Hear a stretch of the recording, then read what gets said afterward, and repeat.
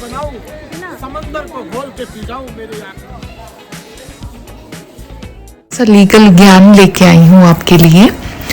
Negotiable instrument act 138, ये काफ़ी difficult लग रहा होगा आपको, और ये क्या बोल दिया। अब सिंपल लैंग्वेज में बोलती हूँ, आपके चेक आपने किसी को दिया, उसने कोर्ट में लगा दिया क्योंकि आपने पे नहीं किया वो चेक का अमाउंट, तो एक केस बनता है जिसे हम कहते हैं नेगोशिएबल इंस्ट्रूमेंट एक्ट 138। अब आपको सावधानी क्या रखनी चाहिए, जैसे कई बार क्या होता है, हम हस्बैंड वाइफ होते हैं, जैसे वाइफ ने चेक मांगा तो हस्बैंड ने दे दिया बिना कोई रीज़न के पूछे, और हस्बैंड ने मांगा तो वाइफ ने दे दिया।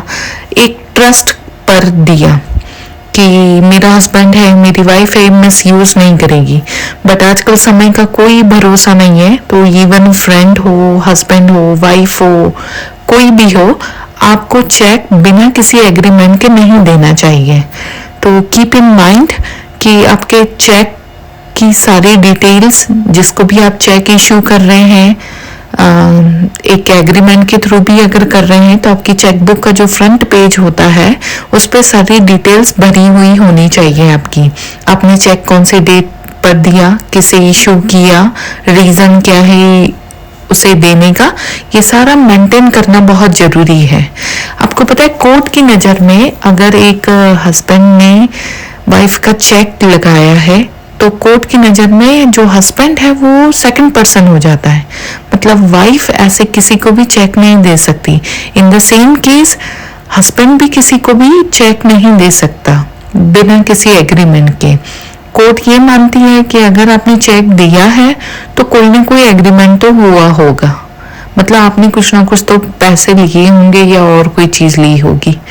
तो इसलिए आजकल समय का कोई भरोसा नहीं है। समय का तो ठीक है, इंसान का कोई भरोसा नहीं लग रहा है आजकल, तो हमें खुद को सतर्क रहना चाहिए।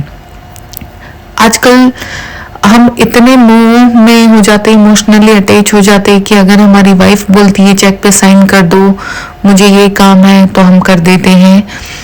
हस्बैंड बोलता है तो हम कर देते हैं, सिर्फ ट्रस्ट की वजह से। ऐसा हर केसेस में नहीं होता, बट कुछ केसेस में आजकल ऐसा हो रहा है कि हस्बैंड वाइफ के चेक को मिस यूज़ करते हैं, वाइफ हस्बैंड के चेक को मिस यूज़ करती है। इस तरीके के चेक के बहुत सारे केसेस कोर्ट में आ रहे हैं, सिर्फ इसलिए मिस यूज़ किया। आप किसी को ट्रस्ट पे दे देते हैं और वो आपका ट्रस्ट को ब्रेक कर देता है, तो जिससे क्या होता है, आपको सफ़र करना पड़ता है। और एक और इम्पॉर्टेंट बात, इसमें क्या होता है, ये समरी ट्रायल चलता है कोर्ट में। हम ऐसा सोचते हैं कि हाँ केस लगा दिए तो क्या है, बहुत सारे साल लग जाएंगे, बट ये वाला जो केस है ये समरी ट्रायल होता है, जल्दी से निपटाया जाता है। तो कीप इन माइंड, ये एक राजस्थान के मेले का है जिसमें अलादीन का चिराग मिला है।